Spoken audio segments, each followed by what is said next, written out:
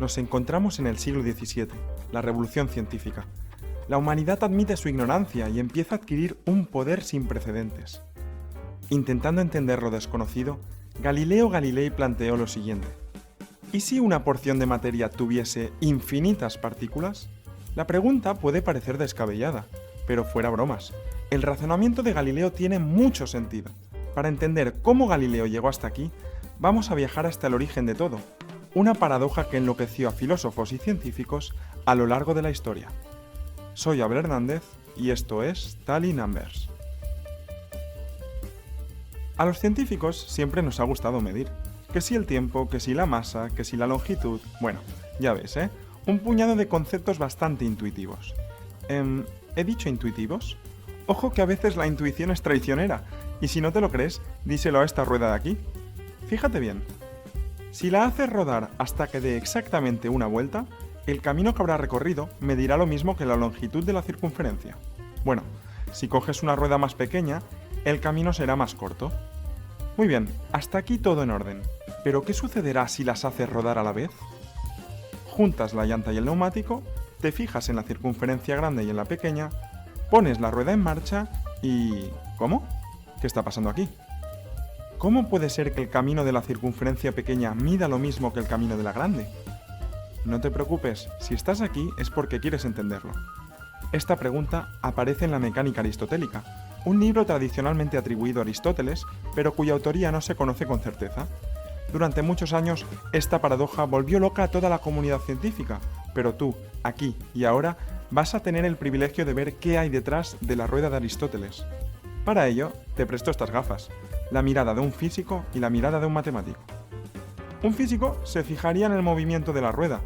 Si la circunferencia pequeña traza un camino más largo que su longitud, en algún momento tendrá que deslizarse para compensar el trozo que le falte. En otras palabras, algún punto de la circunferencia debería entrar en contacto con todo un segmento en vez de un único punto. Pero resulta que no, esto no pasa. Si lo recuerdas, la rueda giraba continuamente y por lo tanto el punto de contacto cambiaba constantemente. Entonces, ¿cómo es posible que los caminos recorridos sean iguales si no existe ese deslizamiento que compense? La clave está en los movimientos compuestos.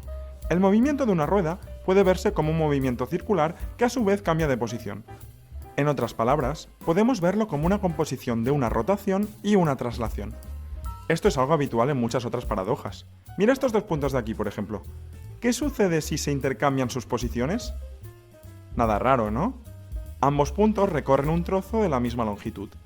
¿Y si además de cambiar sus posiciones, la barra que los une también se mueve? ¡Sorpresa!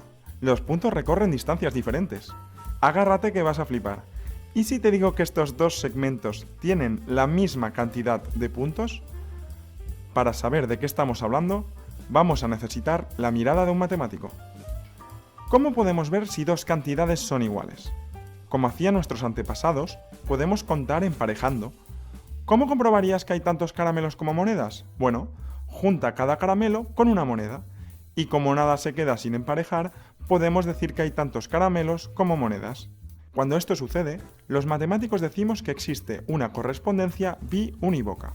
A cada caramelo le corresponde exactamente una única moneda, y viceversa. A cada moneda le corresponde un único caramelo. Pues nada, esto es justo lo que sucede con los dos segmentos de antes. Mira, fíjate bien. Cada punto del segmento corto puede emparejarse con uno del segmento largo.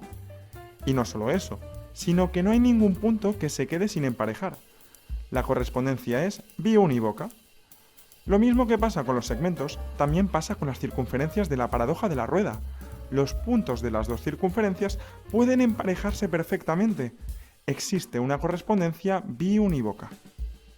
La aplicación del problema de la rueda a nuevas ideas fue lo que despertó el interés de los científicos a principios del siglo XVII. En las discusiones sobre la constitución de la materia y la existencia del vacío, la rueda se usó a menudo para buscar analogías. El filósofo francés Marie Mersenne sugirió que el camino que traza la circunferencia pequeña es una expansión de su perímetro. Sin embargo, años más tarde su postura cambió.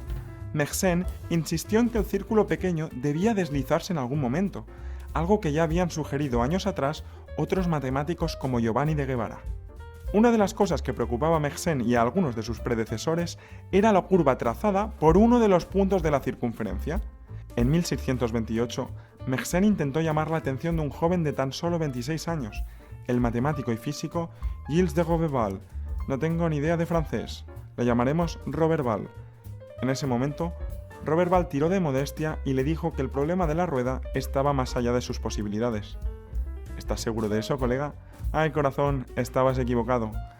En los siguientes 6 años, Roberval no pensó en el problema de la rueda. Roberval estaba centrado en otras cosas, entre las cuales estaba crear un método para tratar cantidades infinitamente pequeñas. Es lo que conocemos a día de hoy como cantidades infinitesimales. Cuando Roberval ya tenía 32 años, Mersenne volvió a pedirle ayuda. Roberval, ya mayorcito, aprovechó su método de los infinitesimales para encontrar la forma exacta de la curva que quería Mersenne, la curva que describe un punto de la circunferencia. Este tipo de curva se conoce como cicloide y forma parte de una familia más grande de curvas conocidas como trocoides. Bueno, ¿y qué sucede, por ejemplo, con la curva trazada por el centro de las circunferencias? Es un segmento recto. Este segmento corresponde precisamente a la traslación de las circunferencias, que es la misma en todos los casos. Roberval creyó que esto solucionaba la paradoja de la rueda, pero no, estaba equivocado. Bueno, a todo esto, vamos a ir al grano. ¿Qué tiene que ver esta paradoja con que un objeto pueda tener infinitas partículas? Galileo Galilei, discutiendo con otros científicos de la época, buscaba entender los materiales que nos rodean. Concretamente, el foco de interés era entender la cohesión de la materia a partir de los vacíos diminutos entre las partículas que la forman. Algunas preguntas que surgieron en la época fueron las siguientes. ¿La materia es infinitamente divisible?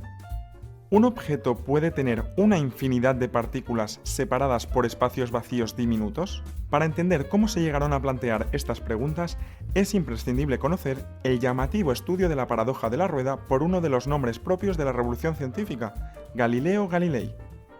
No sé cómo serían los coches si Galileo estuviera aquí con nosotros, pero él decidió hacer el experimento de la rueda con un hexágono regular.